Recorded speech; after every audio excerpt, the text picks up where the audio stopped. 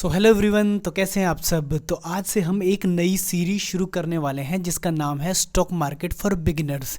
इसमें हम basically learnings करेंगे और सीखेंगे एक बिगिनर्स कैसे स्टॉक मार्केट में स्लोली सीख और समझकर एंट्री ले सकता है। और ये कम्प्लीटली एजुकेशन बेस्ड वीडियो होगा जिसमें हम सिर्फ और सिर्फ स्टॉक मार्केट को समझेंगे, पैटर्न्स को जानेंगे और इन्वेस्टिंग को प्रमोट करेंगे। तो बस वीडियो को लाइक कर दो और चाहो तो चैनल को सब्सक्राइब कर लो, क्योंकि अब से हमारी स्टॉक मार्केट इन्वेस्टिंग की जर्नी हो रही है शुरू। तो ये है पहला वीडियो स्टॉक इन्वेस्टिंग की जर्नी का, जहां हम एकदम शुरू से शुरू करेंगे। तो सपोज करो एक कंपनी है जिसका नाम है ABC। अब ये कंपनी करना चाहती है बिजनेस, और इसे बिजनेस करने के लिए है रिक्वायरमेंट कैपिटल की।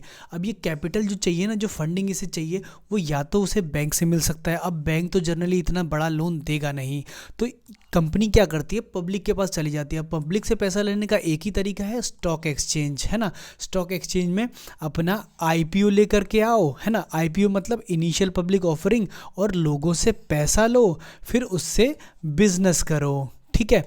तो स्टॉक एक्सचेंज में आसानी से पैसा मिल जाता है IPO इशू करके, और IPO इशू होने के बाद ये शेयर यहाँ पर लिस्ट हो जाता है। अब एक बार लिस्टिंग हो जाए ना, तो उसके बाद डेली होता है ट्रेड किसी भी शेयर में। और ट्रेडिंग करते कौन है, ट्रेडिंग करते हैं सेलर्स और बायर। तो देखो, ये सपोज करो सेलर है जिससे अपना एक स्टॉक है, शेयर करना है 12 रुपये में सेल करना है, और यहाँ पर बायर है जो इसके 10.5 रुपये देने को तैयार है। भाई डील अभी हुई नहीं, स्टॉक अभी वेटिंग में है, फिर ये इसको 11 रुपये पे कर देता है, तो ये 11 रुपये में इसे ख़रीद लेता है। फिर ये आगे दोबारा से इसकी बिड लगा देता है 12 रुपये के लिए, और फिर कोई अगला व्यक्ति इसे 13 रुपये में सपोज करते हैं ख़रीद लेता है। तो यहाँ पर ऐसे बहुत सारे लोग हैं जो कि फ्रीक्वेंटली ख़रीद और बेच रहे हैं, है ना। और ये ख़रीद बेच कहाँ रहे हैं, ये स्टॉक एक्सचेंज में ख़रीद और बेच रहे हैं। एक है अपना NSE यानी नेशनल स्टॉक एक्सचेंज, दूसरा है BSE यानी कि बॉम्बे स्टॉक एक्सचेंज जो कि मुंबई में है। अब इसके अलावा कुछ और भी स्टॉक एक्सचेंज हैं जिनके बारे में हम बात नहीं करेंगे, है ना, वो भी है, लेकिन वो बहुत छोटे स्टॉक एक्सचेंज हैं तो उसके बारे में बात नहीं की जाती। मेनली यही दो हैं, या तो NSE या BSE। अब इन दोनों को गवर्न करता है security exchange board of India, जो टाइम टाइम पर इन्हें गाइडलाइन देता रहता है, रूल्स बनाता रहता है, और इनको कंट्रोल भी करता है किसी भी तरह के फ्रॉड और दूसरी चीज़ों से। तो जब ये लोग ट्रेड कर रहे हैं डेली बेसिस पर, किसी स्टॉक का प्राइस ऊपर नीचे जा रहा है, तो डेफिनेटली यहाँ पर आपने इस तरीके से गूगल पर देखा होगा स्टॉक के प्राइस को फ्लक्चुएट होते हुए, है ना। लेकिन ये लॉन्ग टर्म में डेली बेसिस पे बढ़ते बढ़ते कई सालों में काफ़ी अच्छी ग्रोथ पा लेता है। मतलब ये देखो, हिंदुस्तान लीवर जब इन्होंने स्टार्ट किया था तो ये शेयर लगभग 50 या 40 रुपये से शायद स्टार्ट हुआ होगा, और ये बढ़ते बढ़ते आज 2300 रुपये का शेयर है, ठीक है। हालांकि ये काफ़ी लंबे समय में अचीव हुआ है, बट फिर भी इस शेयर में 1300% का ग्रोथ है। अब ये जो शेयर है ना, ये कैसे काम करेगा, कैसे ये पूरा बिजनेस चलता है, तो मैं आपको बताता हूँ। अब मैं इतने बिगनिंग से क्यों बता रहा हूँ, मैं इसलिए बता रहा हूँ ताकि जो लोग बिल्कुल नए हैं ना, वो स्टार्टिंग से समझे। तो देखो, हाउ स्टॉक प्राइस ग्रो, तो प्राइस कैसे ग्रो करता है ये बात जानना बहुत ज़रूरी है। तो देखो, दो चीज़ होती है जो इम्पैक्ट करती है किसी भी शेयर के प्राइस को। पहला होता है इंटर कंपनी, यानी कि वो कंपनी जो हमसे पैसा लेके गई है ना, उसके परफॉर्मेंस पर, यानी कि उसके प्रॉफिट पर, उसके लॉस पर, उसके मैनेजमेंट की वजह से, उसके बिजनेस के एक्सपेंशन से, उसके सेल के राइज के, उसके फ्रॉड से, है ना। इन सारी चीज़ों से कंपनी का जो स्टॉक है ना, जो मार्केट में जो ट्रेड हो रहा है, हालांकि उससे उसका कोई लेना देना नहीं है, बट उसका सबसे ज़्यादा इम्पैक्ट यहीं से आता है। जब कोई कंपनी कंटिन्यूस बढ़िया प्रॉफिट दिखाती है अपने बैलेंस शीट्स में, तो स्टॉक के प्राइस हाई होते हैं। जब लॉस रन करती है ना, लॉस में बिजनेस, तो प्राइस स्टॉक के गिरने लगते हैं। ऐसे ही मैनेजमेंट अगर अच्छा है तो, है ना, इसमें कोई चेंज आता है तो, या कोई बंदा छोड़ के चला जाता है तो स्टॉक ऊपर या नीचे जाता है। ऐसे ही ये जो बिज़नेस एक्सपेंशन है, कोई नई लाइन आ गई, कुछ नया इन्वेस्ट कर दिया, है ना, सेल हर साल बढ़ रही है, गिर रही है, या फ्रॉड कोई हो गया, है ना। आपने सुना भी था अभी यस बैंक में फ्रॉड हुआ, जिसके बाद उनके शेयर धड़ाम हो गए। फिर आपने सुना कि PNB का शेयर धड़ाम हो गया एक फ्रॉड निकलने की वजह से, है ना, NPA की वजह से। अब दूसरा होता है एक्सटर्नल फैक्टर। अब ये एक्सटर्नल जो फैक्टर होते हैं ना, ये किसी के हाथ में नहीं होते, कंट्रोल में नहीं होते, बट फिर भी ये बहुत बड़ा इम्पैक्ट डालते हैं। जैसे कि economic condition of international Indian economy. तो अगर इकोनॉमी स्लो डाउन चल रहा है, रिसेशन चल रहा है, यूएस की इकोनॉमी अच्छी नहीं चल रही, तो वो ओवरऑल हमारे भी मार्केट पर असर डालती है। क्यों? क्योंकि एफआईआईज जो है ना वो फिर इन्वेस्टमेंट के लिए नहीं आएंगे, उनके पास पैसा नहीं है ना। इसके अलावा गवर्नमेंट की पॉलिसी, जैसे कि अभी रिसेंटली गवर्नमेंट ने क्या किया कि जितने भी क्रिकेट वाले बैटिंग ऐप थे लाइक माई 11 सर्कल और इन सबको बैन कर दिया, तो जो उनके शेयर होंगे ना वो सडनली धड़ाम हो गए। तो ये सारी चीज़ें बड़ी इंपैक्ट डालती हैं। इसी तरह से किसी कंट्री में वॉर हो जाए, जैसे कि रशिया और यूक्रेन की वजह से मार्केट काफ़ी ख़राब रहा, है ना। इंपोर्ट एक्सपोर्ट, जैसे कि डोनाल्ड ट्रंप ने हमें टैरिफ दिया, है ना। इस साल उन्होंने कहा कि 500% तक टैरिफ लगा देंगे, तो जितनी भी एक्सपोर्ट कंपनी होंगी ना उनके लिए बहुत दिक्कत हो जाएगी, है ना। एक्सपोर्ट इंपोर्ट में बहुत बड़ा दिक्कत आएगी। तो ये न्यूज़ सुनते ही काफ़ी सारे जो एक्सपोर्ट के जो शेयर होंगे ना, एक्सपोर्ट इंपोर्ट के, वो धड़ाम हो गए होंगे। तो अब देखो हम समझते हैं कि बेसिकली जो बिगनर है वो इन्वेस्ट कैसे करे, है ना। तो देखो जो बिगनर है वो सिर्फ इन्वेस्ट करे, ट्रेड बिल्कुल ना करे इनिशियली। क्यों? क्योंकि ट्रेडिंग जो है ना वो आपके पैसे को 2 से 4 दिन के अंदर डुबा देगी, है ना। अगर आप इनिशियली बिगनर हैं तो अगर आप इन्वेस्टिंग करते हैं तो आप लॉन्ग टर्म में प्रॉफिट फिर भी कमा सकते हैं, लेस एजुकेटेड होने के बाद भी। तो शुरू कैसे करें? तो सबसे पहले म्यूचुअल फंड से स्टार्ट करें, है ना। म्यूचुअल फंड में आपके इंडेक्स फंड होते हैं, है ना। म्यूचुअल फंड में आपके फ्लेक्सी फंड होते हैं, इसके अलावा एक्सचेंज ट्रेडेड फंड भी होते हैं। तो शुरुआत करें म्यूचुअल फंड से, इनको स्टडी करें और इनमें थोड़ा थोड़ा 2000-4000 मंथली पैसा लगाएं। फिर इनके पोर्टफोलियो को चेक करें, इनकी ग्रोथ स्टाइल को चेक करें, इनके कंपाउंड एनुअल ग्रोथ रेट को चेक करें, है ना। ये सारी चीज़ें आपको पेटीएम के ऐप पर, जीरोधा के ऐप पर, साथ ही गूगल पे डायरेक्टली स्क्रीनर पर इन चीज़ों पर मिल जाएगा। अब म्यूचुअल फंड में और क्या स्टडी करना है? म्यूचुअल फंड जो होता है ना वो किसी न किसी स्टॉक और शेयर में इन्वेस्ट करता है, स्टॉक यानी कि शेयर में इन्वेस्ट करता है। तो उन शेयर्स को आपको देखना है। सपोज करते हैं कि आपने देखा कि मोतीलाल ओसवाल का एक म्यूचुअल फंड है जो कि जोमेटो में, है ना, इटरनल्स में इन्वेस्ट करता है ना। इटरनल्स जो है वो आपको पता है कि कौन सा शेयर है, तो उसकी वो फ्लक्चुएशन आप नोट करिए, है ना। उसकी बैलेंस शीट्स को देखिए, इंटर कंपनी, है ना, उसकी चार्ट्स को देखिए, समझिए, है ना। और धीरे धीरे करके जब आप ऐसे कंटिन्यूस ट्रैकिंग करेंगे ना तो एक टाइम पर आप डायरेक्ट इन्वेस्टिंग में भी आ जाएंगे, जो कि लॉन्ग टर्म के लिए रहेगी, है ना। लेकिन कंप्लीट स्टडी करने के बाद, कम से कम 6 महीने से 1 साल की स्टडी करने के बाद ही आप डायरेक्टली इन्वेस्ट करें। क्यों? क्योंकि अगर आप पैनिक हो गए तो आप बेच देंगे, और आप बेच देंगे तो आप लॉस बुक कर लेंगे, ठीक है। एक और चीज़ जो प्रिकॉशन वाली बात है कि स्विंग ट्रेड बिल्कुल नहीं करनी है। व्हाट्सएप ग्रुप से मिले हुए, टेलीग्राम ग्रुप से मिले हुए इन्फॉर्मेशन से कभी भी पैसा नहीं लगाना है। और डे ट्रेड स्टार्टिंग में बिल्कुल भी नहीं करनी। बहुत से लोग इंट्राडे में सोचते हैं कि पैसा कमा लेंगे, वो आपको नहीं करना है, क्योंकि आप इनिशियली कर रहे हो। फ्यूचर और ऑप्शन तो भूल जाओ, ये सारे ही एक्सपर्ट्स के काम है, अपने लिए ये नहीं बने हैं। तो अब पहले मार्केट को समझते हैं। तो अब हम आ गए मार्केट के 3 पिलर स्टॉक एक्सचेंज के बारे में समझेंगे। देखो FIIs यानी कि फॉरेन इंस्टीट्यूशनल इन्वेस्टर, है ना, ये सबसे ज़्यादा मार्केट में इन्वेस्ट कर रहा है। दूसरे नंबर पर है DIIs यानी कि डोमेस्टिक इंस्टीट्यूशनल इन्वेस्टर, जो कि जनरली या तो म्यूचुअल फंड्स होते हैं या फिर बड़े ग्रुप्स होते हैं जो बड़ी बड़ी कंपनीज़ के लिए इन्वेस्टिंग करते हैं। अब तीसरा होता है रिटेलर, यानी कि हम, जो कि सबसे कमज़ोर कड़ी है मार्केट की। अब कमज़ोर कड़ी क्यों? क्योंकि सबसे ज़्यादा लैक ऑफ एजुकेशन यही देखा गया है, सबसे ज़्यादा लॉस यही बुक करता है, और सबसे ज़्यादा परेशान भी यही रहता है। क्यों? क्योंकि ज़्यादातर जो रिटेलर इन्वेस्टर है ना वो होम मेकर महिलाएँ हैं, है ना। महिलाएँ क्या करती हैं भाई, थोड़ा बहुत स्टडी किया, है ना, थोड़ा बहुत इधर से इन्फॉर्मेशन मिल गई और उन्होंने उठा करके पैसा लगा दिया। अब ठीक है भाई, लगा दिया, वेट कर रही हैं, ये सोच रही हैं बढ़ेगा बढ़ेगा, लेकिन उन्होंने जिस प्राइस पे एंटर की थी ना वो प्राइस ही गलत था, ठीक है। और उसके बाद शेयर सिर्फ नीचे ही आता रहा। ऐसे मैंने बहुत सारे CNBC आवाज़ पर इंटरव्यू देखे जहां महिलाएं लॉस उठा रही हैं, ठीक है। इसके अलावा नॉन फाइनेंशियल बैकग्राउंड वाले जो लोग होते हैं ना, जिनने कभी कॉमर्स में स्टॉक मार्केट वगैरह पढ़ा नहीं होता, इंजीनियर्स वगैरह, ठीक है, वो भी पैसा लगा देते हैं, लेकिन वो भी बिना स्टडी किए लगा देते हैं। इसके अलावा कुछ लोग क्या डेली बेसिस पे ट्रेड करते हैं, समझ में नहीं आता फिर भी ट्रेड कर रहे हैं, चार्ट्स को, कैंडल्स को देख करके ट्रेड कर रहे हैं। भाई आप ट्रेड मत करिए जब तक आपने एक लंबे ड्यूरेशन में मार्केट को स्टडी नहीं किया, अंडरस्टैंड नहीं किया है ना। आप क्या करेंगे? आप इन्वेस्टिंग करेंगे, वो भी स्लोली चीज़ों को अच्छे से समझ के। तो देखो अब इन्वेस्टिंग की जर्नी कैसे स्टार्ट होगी। तो सबसे पहला है कंपनी के ओवरव्यू को समझना, यानी कि कंपनी के फाइनेंशियल स्टेटमेंट्स को समझना। अब ये तुम कहोगे कि भाई हम कॉमर्स बैकग्राउंड से हम नहीं समझ सकते, नहीं, तुम समझ सकते हो। स्क्रीनर पे मैं तुम्हें समझाऊंगा कि कैसे तुम बैलेंस शीट को समझ सकते हो। तुम्हें बैलेंस शीट बनानी नहीं है, सिर्फ समझना है।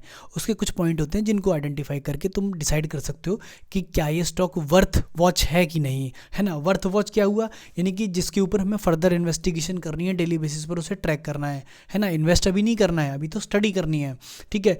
तो पहला चीज़ हो गया कि कंपनी की ओवरव्यू को समझ लिया, भाई इसके रेशियो कैसे हैं, है ना, इसके नंबर्स क्या हैं, बिजनेस स्टडी को कर लिया कि क्या बिजनेस है इसका, आगे ग्रो करेगा कि नहीं करेगा।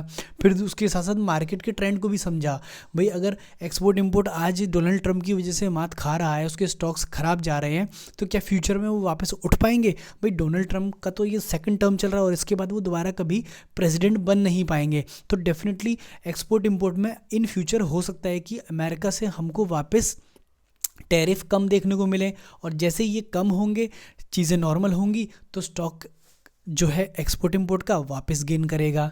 फिर उसके बाद है ना, ये सारी चीज़ें स्टडी करने के बाद ना राइट टाइम और राइट प्राइस बड़ा आइडेंटिफाई करना ज़रूरी है। ये सबसे मुश्किल काम है कि प्राइस जो है ना, अगर किसी स्टॉक का आज 100 रुपये है और आप यहाँ पर ख़रीदते हो और 120 जाता है तो आप बहुत हैप्पी हो जाते हो, लेकिन यही प्राइस अगर वापस 95 पर आ गया और आप वेट करते रहेंगे तो ये टाइम बड़ा ख़राब हो जाएगा कि 120 पे जाएगा और मैं इसे बेच पाऊँगा कि नहीं पाऊँगा, है ना। तो आप समझ रहे हो कि ये जो टाइम और प्राइस निकालना, ये सबसे मुश्किल काम है किसी भी स्टॉक में जब आप इन्वेस्टिंग करने जा रहे हो। तो राइट प्राइस पकड़ना मैं आपको आगे सिखाऊंगा। तो अब इसके बाद हम करेंगे let's go to the individual study of each stock. देखो हमें क्या करना है, हमें ना 5 से 10 स्टॉक ऐसे डिसाइड करने हैं जिसके ऊपर हम स्टडी करेंगे, यानी कि जिसकी डेली बेसिस पे इन्वेस्टिगेशन करेंगे या उसे अपनी वॉच लिस्ट में रखेंगे और उस पर काम करेंगे। तो हम ये कैसे करेंगे, तो सबसे पहली बात होगी how to pick stock for study. तो हम स्टॉक कैसे चुने, तो देखो एक तरीका तो ये जो लॉन्ग टर्म्स के स्टॉक होते हैं ना, वो सबसे सेफ होते हैं, लाइक HDFC बैंक, है ना। किसी भी कंपनी का, सॉरी किसी भी सेक्टर का जो लीडिंग बैंक है, जो लीडिंग या गुड परफॉर्मिंग बैंक है, उसे आप चुन लो, है ना। एक सपोज करते हैं कि अपन ने HDFC चुन लिया बैंकिंग सेक्टर से, साथ में ICICI भी चुन लिया, ठीक है। अब उसके बाद हम गए मैन्युफैक्चरिंग में, ठीक है। अब वहाँ पे हमने हिंदुस्तान यूनिलीवर चुन लिया, है ना। लेकिन इसके भी सर्टेन क्राइटेरिया होंगे, क्योंकि देखो अब क्या है, डेली बेसिस पर हम लूजर्स और गेनर्स को देख रहे हैं, ठीक है। कुछ स्टॉक ऐसे हैं जो डेली बेसिस पे फॉल कर रहे हैं, कुछ अप जा रहे हैं।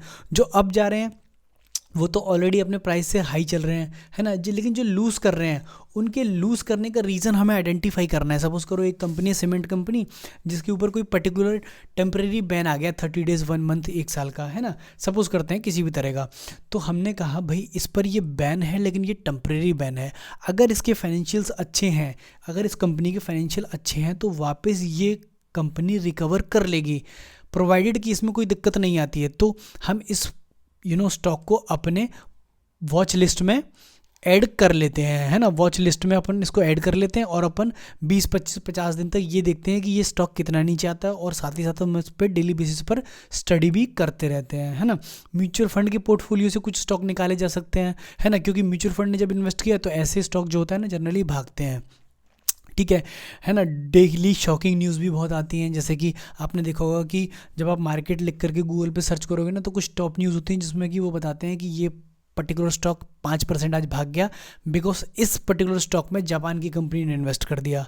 तो ऐसे स्टॉक जो होते हैं ना, जो सडनली राइज कर गए या सडनली फॉल कर गए, तो उनके रीज़न को जब हम आइडेंटिफाई करेंगे तो हम स्टडी करके निकाल सकते हैं कि क्या वो फ्यूचर में बढ़ेगा कि नहीं बढ़ेगा, है ना। तो एक ये तरीका भी होता है। तो इन सब चीज़ों को मिला करके हम अपनी 10 से 15 स्टॉक की, 10 से 15 या 20 स्टॉक की, या शेयर्स कह दूँ, कि एक वॉच लिस्ट बना लेते हैं कि सुबह आकर के या डेली बेसिस पर आधा घंटा 1 घंटा इन पर्टिकुलर शेयर्स को खोलना है, फिर इनकी परफॉर्मेंसेस चेक करनी है, इनकी डेली बेसिस पे फाइनेंशियल्स को देखना है, इनके आने वाले रिटर्न्स को देखना है, मार्केट में इनकी क्या चाल है ना। ये सारी चीज़ें स्टडी करनी है, साथ ही साथ मार्केट को भी समझना है ना। और सबसे बड़ी बात है डोंट बी हरी, है ना, डोंट पैनिक। दोनों सिचुएशन को समझिए। देखिए कोई स्टॉक सडनली नीचे आ गया तो आप ऐसे नहीं जाके खरीद लो, है ना, ये हो गया हरी हो जाना, यानी जल्दी हो जाए, जल्दीबाजी करना नहीं। और अगर कोई स्टॉक आपने इन्वेस्ट कर रखे है और आप सडनली वो फॉल करते हो, आप पैनिक में आ गए, आपने सडनली बेच दिया, ठीक है, 10 रुपये का खरीदा था 9 रुपये में बेच दिया, लॉस बुक कर लिया, तो ऐसा नहीं करना है ना। ना तो जल्दबाजी करनी है खरीदने में और ना ही जल्दबाजी करनी है बेचने में, है ना। कंसिस्टेंटली इन्वेस्ट करेंगे तो ही पैसा बनेगा। अब ये तो रही हमारी बात जो हमने बेसिक जो बातें करी, ठीक है। अब फाइनेंशियल्स देखना मैं अभी आपको बताऊंगा, जो कि स्क्रीनर से देखेंगे हम, ठीक है। अगला काम है स्क्रीनर से फाइनेंशियल्स को देखना। तो सिंपल है, screener.com screener.in है, इस पर मैंने ये HDFC का स्टॉक खोल लिया है। आप यहाँ पर डाल करके किसी भी स्टॉक को खोल सकते हो, ठीक है। जिस कंपनी का खोलोगे उसका आ जाएगा।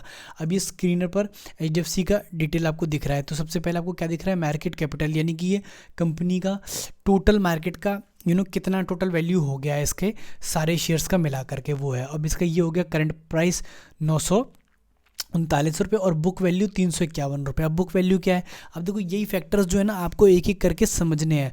कुछ मैं आपको बता दूंगा, कुछ आप ChatGPT से पूछोगे, कुछ आप गूगल पे सर्च करोगे, आपको चीज़ें पता चलेंगी। बुक वैल्यू का मतलब है कि अगर ये जो शेयर है जिसकी फेस वैल्यू 1 रुपये है ना, उस 1 रुपये की फेस वैल्यू के साथ 350 रुपये और रखे हुए हैं काहे में, रिजर्व्स में। ये 1 रुपये का शेयर एक्चुअली 1 रुपये का नहीं है। अगर आज मैं कंपनी को क्लोज कर दूं तो ये शेयर 350 रुपये पर 1 रुपये पे देखे जाएगा, है ना। हर एक व्यक्ति को 350 रुपये तो मिलेंगे ही मिलेंगे। पर तुम कहोगे इसकी जो मार्केट प्राइस फिर 900 रुपये क्यों चल रही है, क्योंकि हर स्टॉक, हर शेयर अपनी बुक वैल्यू से 2 से 3 गुना ज़्यादा पर चलता है। जैसे कि बैंकिंग का शेयर जो है ना वो लगभग अभी 2.5 गुना ज़्यादा चल रहा है। तो ये ऑन एन एवरेज लगभग, अगर आप ICICI का शेयर देखोगे, HDFC का देखोगे, तो लगभग सारे शेयर इसी रेंज में इस समय चल रहे हैं। सिर्फ बैंकिंग वाले की मैं अभी बात कर रहा हूँ, ठीक है। अब इसके बाद PE की बात करें, प्राइस अर्निंग रेशियो की, तो जो HDFC बैंक है ना वो इस बैंकिंग सेक्टर का इस समय लीडिंग बैंक है। तो जो इसका PE होगा ना उसके नीचे ही या तो सबके PE होंगे या सबके इसके ऊपर ही होंगे, ठीक है ना। तो मतलब आसपास भी हो सकते हैं। तो अगर PE इससे ज़्यादा है तो इसका मतलब है कि बाकी की जो बैंक है इससे अच्छा परफॉर्म नहीं कर रहे हैं। अब ये लीडिंग बैंक है तो हम इसके स्टॉक के बारे में ही बात कर रहे हैं।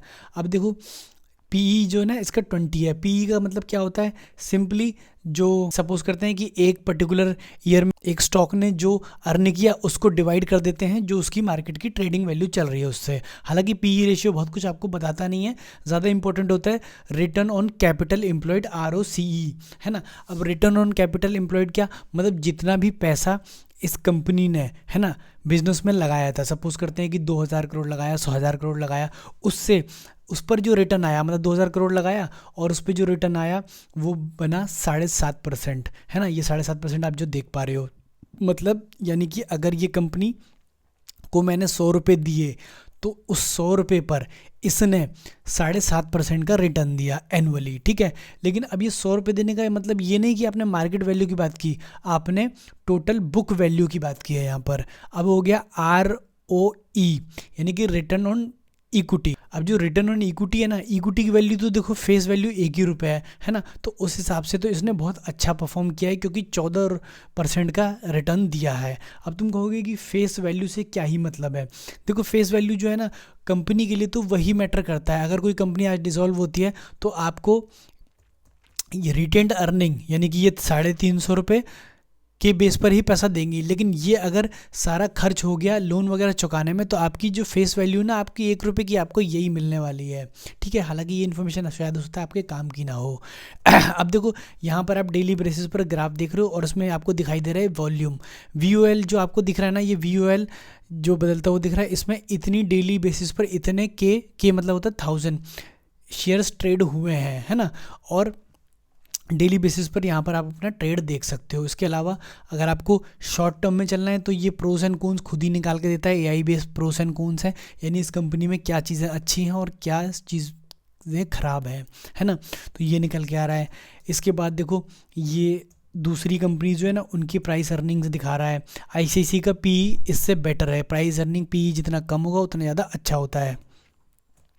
अब इसके बाद देखो ये आ गया रेवेन्यू, फिर आ गया इंटरेस्ट एक्सपेंसेस, फिर आ गया फाइनेंशियल प्रॉफिट, है ना। और लास्ट में टैक्स वैक्स निकाल करके अर्निंग पर शेयर भी यानी ईपीएस अर्निंग पर शेयर यहाँ पर दिया हुआ है, जो कि 12 रुपये पर शेयर है। मतलब हर 1 रुपये पर कंपनी ने 12 रुपये कमा के दिया है, जो कि बड़ा लग रहा है लेकिन एक्चुअली है नहीं, क्योंकि भाई मार्केट के बेस पर देखें तो 900 रुपये का शेयर चल रहा है, उस हिसाब से तो बहुत ज़्यादा है। चलो कोई बात नहीं। प्रॉफिट एंड लॉस की अगर बात करें तो आपने प्रॉफिट एंड लॉस अपना देख ही लिया है ना। अब इसके बाद इसकी सेल्स ग्रोथ की अगर बात करें तो कंपाउंड सेल्स जो है, जो देखो 10 साल में 21% आ रहा है, 5 साल में 22%, 3 साल में बहुत अच्छा रिटर्न गया है, 35% हर साल सेल बढ़ी है ना। प्रॉफिट की अगर बात करें तो 3 साल में काफ़ी अच्छा प्रॉफिट बढ़ा है और 10 साल में भी अच्छा ही दिख रहा है, ठीक है। अब इसके बाद आती है बैलेंस शीट। अब बैलेंस शीट में हमें क्या देखना होता है, तो बैलेंस शीट में पहली चीज़ हमें देखनी होती है रिजर्व्स, यानी कि हमारी कंपनी के पास कितना रिजर्व रखा हुआ है। तो रिजर्व काफ़ी बड़ा अमाउंट में रखा हुआ है ना। और इसके बाद अगर कैश फ्लो की बात करें तो इसका कैश फ्लो नेगेटिव एक्टिविटी के साथ दिखा रहा है, ठीक है। खैर बैंक से कैश फ्लो के ऊपर मैटर नहीं करता, क्योंकि वो उनका तो सारा काम ही कैश का होता है।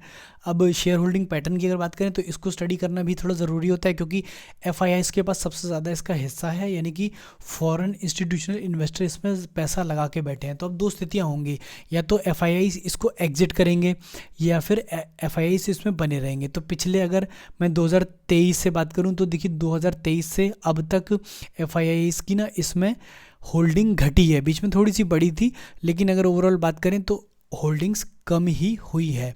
तो एफआईआईज़ लगभग 3% इस बैंक से निकल गए हैं, 3 से 4%, है ना। तो देखो फिर भी बहुत बड़े अमाउंट में एफआईआईज़ और डीआईआईज़ इसमें बने हुए हैं, और पब्लिक के पास यानी रिटेलर्स के पास केवल 15% है। तो ये एक अच्छा स्टॉक है इन्वेस्ट करने के लिए। क्यों? क्योंकि एफआईआईज़ इसमें पैसा लगा के बैठी है, फिर डीआईआईज़ भी इसमें पैसा लगा के बैठी है, तो इस स्टॉक में डेफिनेटली कुछ ना कुछ बात है ना। तो ऐसे ही अब आप डेली बेसिस पर इस स्टॉक को देखते रहेंगे कि भाई क्या क्या इसकी चाल चल रही है, कब ये नीचे आ रहा है, कब ऊपर जा रहा है ना।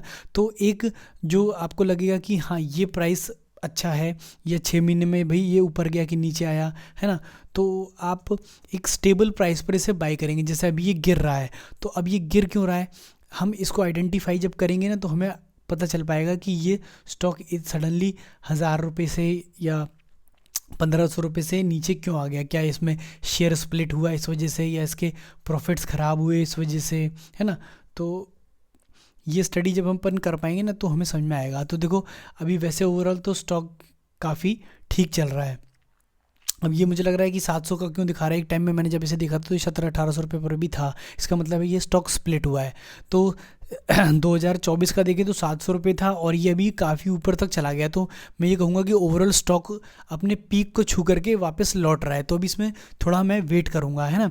क्यों? क्योंकि 934 रुपये पर आया है। मैं कब तक वेट करूँगा, मैं लगभग 850 रुपये तक का वेट करूँगा। अगर ये स्टॉक ऐसे ही फॉल करता रहता है तो मैं वेट करूँगा और इसके लास्ट पॉइंट तक आने का वेट करूँगा, और फिर जब लगेगा कि हाँ अब इसके बाद ये ऊपर जा सकता है तो मैं इसमें कुछ पैसा लगाना चाहूँगा, लेकिन वो भी थोड़े अमाउंट में। और फिर उसके बाद फर्दर इसकी परफॉर्मेंस को अगले 2-4 महीने नोटिस करूँगा। अगर ये फर्दर नीचे आता है तो मैं पैसा नहीं लगाऊंगा, लेकिन अगर थोड़ा ऊपर जाने की तरफ बढ़ता है तो मैं थोड़ा पैसा लगाऊंगा। लेकिन हाँ फिर से अगर अपना ये पीक टच कर गया तो ये वापस नीचे की तरफ गिरेगा, है ना। तो ऐसे में मुझे ये चीज़ का ध्यान रखना पड़ेगा। खैर ये सारी चीज़ें तो लॉन्ग टर्म में समझने की हैं। एक बार फिर से वापस आते हैं अपनी स्लाइड पर, और हम अपनी एजुकेशन की जर्नी को कैसे आगे बढ़ाएंगे। तो है ना, एजुकेट योर सेल्फ में आपको क्या करना है, ज्वाइन कोर्सेज। तो बहुत सारे स्टॉक मार्केट के कोर्सेज होते हैं, लेकिन सिर्फ इन्वेस्टिंग वाले, है ना। आपको ट्रेडिंग वाले कोर्सेज कभी ज्वाइन नहीं करने हैं, आपको हमेशा इन्वेस्टिंग वाले कोर्सेज ज्वाइन करने हैं। इसके अलावा आप यूट्यूब की इन्वेस्टिंग वाली वीडियोस देख सकते हैं, बहुत सारे क्रिएटर्स हैं जो वीडियोस इस तरह की बनाते हैं। इसके अलावा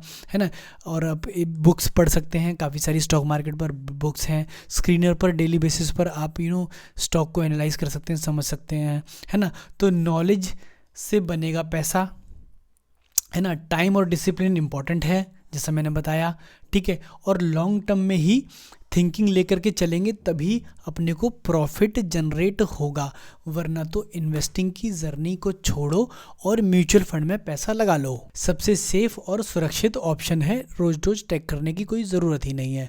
तो अगर ये वीडियो पसंद आया हो, एम करता हूँ कि इस पर 100 लाइक्स होंगे तो मैं इसका सेकेंड पार्ट भी बनाऊँगा। अगर वीडियो पसंद आया हो तो उसे लाइक कर देना, और चाहो तो चैनल को सब्सक्राइब कर लेना।